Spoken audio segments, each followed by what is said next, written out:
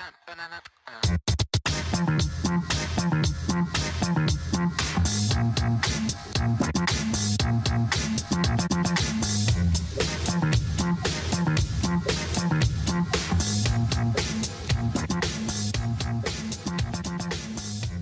tout le monde, c'est Matouche, on se retrouve dans la taverne. Aujourd'hui une nouvelle vidéo, vous avez vu on s'est mis un peu à l'aise, un peu en mode japonais, avec derrière le fond, la petite musique. J'ai revêti mon petit kimono pour vous présenter les décors de chez TT Combat consacrés à l'Asie, Eastern Empire.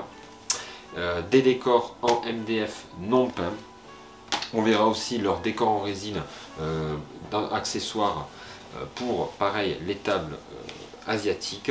Ça vous permettra d'égayer vos tables et de rendre une ambiance japanisante asiatique pour vos tables de Clash of Honor, Bushido ou encore des tables historiques pour Bolt Action. Si vous aimez cette vidéo, n'hésitez pas à liker et à partager. Et on se retrouve directement pour découvrir les décors. Alors voilà donc ce que nous propose TT Combat. Donc j'en ai pris pas mal en termes de décor. Donc je vais vous en ouvrir un, par exemple celui-ci. Donc on ouvre, on se retrouve avec plusieurs éléments. Alors ici, il y a ça. Ici un peu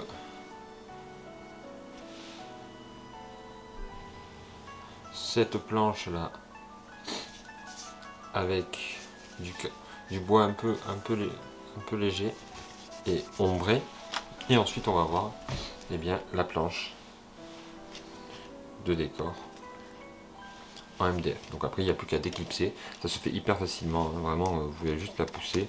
Alors peut-être après il suffit juste un peu de poncer, mais c'est très bien. Alors quand on l'a comme ça, on se dit mais Michel ou Feng si on est en Chine, ou Zhao, ou je ne sais pas, comme vous voulez, où est la notice? Parce qu'évidemment là le tori ça peut être simple, mais moi quand je me suis retrouvé avec ça ici, je me suis dit GG, comment tu vas le monter?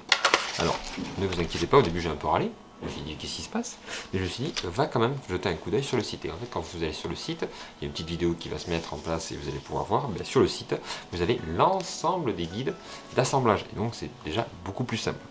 Petit conseil, il me semble que moi je vais appliquer pour la peinture, et donc là il n'y a pas besoin de râler. Voilà. Donc petit conseil pour la peinture, je pense que je vais peindre directement sur les plaques et ensuite je vais faire le montage. Pourquoi? Parce que en particulier pour des bâtiments asiatiques, c'est en fait une succession de couches de bois et de niveaux de bois, parfois de couleurs différentes. Et c'est vrai que si on le monte et que par la suite on veut le peindre, ça risque d'être compliqué. Je pense par exemple à celui-ci, vous voyez, moi je vais faire un fond blanc avec du bois soit rouge, soit simplement en mode bois marron.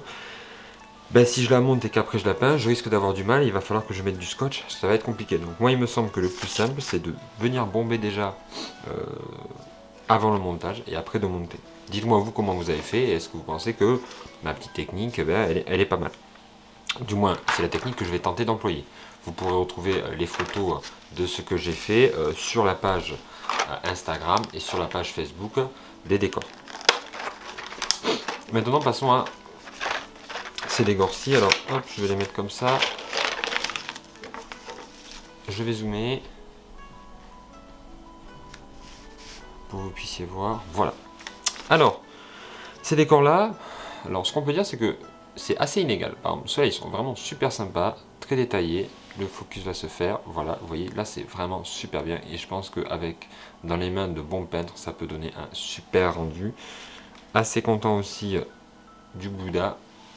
Le focus se fait, voilà le Bouddha, hein, qui est pareil, lui aussi très joli.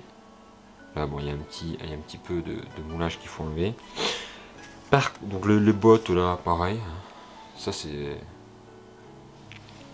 Par contre, on va un peu moins être copain avec ces sortes de lampes ici.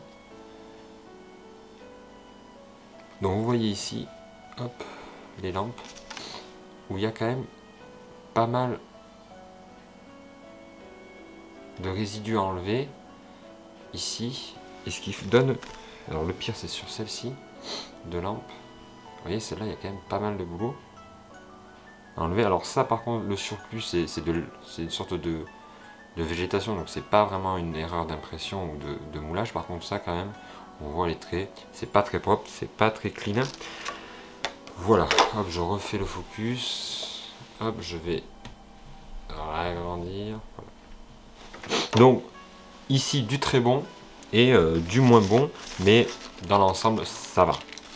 Donc tout ça, moi je l'ai commandé chez Philibert, plus ou moins en fonction de ce que vous allez prendre. Je crois que c'est 8 euros, et après le reste ça va aller de, je crois que ça c'est 13-15 euros à 8 euros. Voilà. Donc moi ce que j'ai pris, j'ai les 2 ponts, une petite maison, ce qu'ils appellent une minka, excusez-moi pour la prononciation, un petit shop. J'ai pris aussi une sorte de petit, ça s'appelle un Temuzaya. Temuzaya, ça doit être quelque chose qui est lié à une sorte de temple. Et voilà, ça c'est la maison, le shop que vous avez. Et j'ai pris évidemment ouais, les torii. Donc tout ça, ça fait quand même un bel ensemble. Je crois que j'en ai eu pour une quarantaine d'euros. Et pour l'instant, je suis assez satisfait de ce que j'ai reçu. Je vais le monter, je vais le peindre. Et vous pourrez voir le résultat en allant voir sur la page et plus généralement dans les prochains rapports de bataille que je ferai sur Shadow Ranger of Shadow Deep dans l'univers de Rokugan. Hein, là, l'univers des 5 anneaux. Voilà. N'hésitez pas à me dire aussi votre retour sur cette gamme. Moi je suis assez satisfait, je pense que j'en prendrai d'autres, même faire du 15 mm, à voir. N'hésitez pas à liker, à partager, merci d'avoir regardé la vidéo, on se retrouve très vite sur la taverne. Allez, ciao!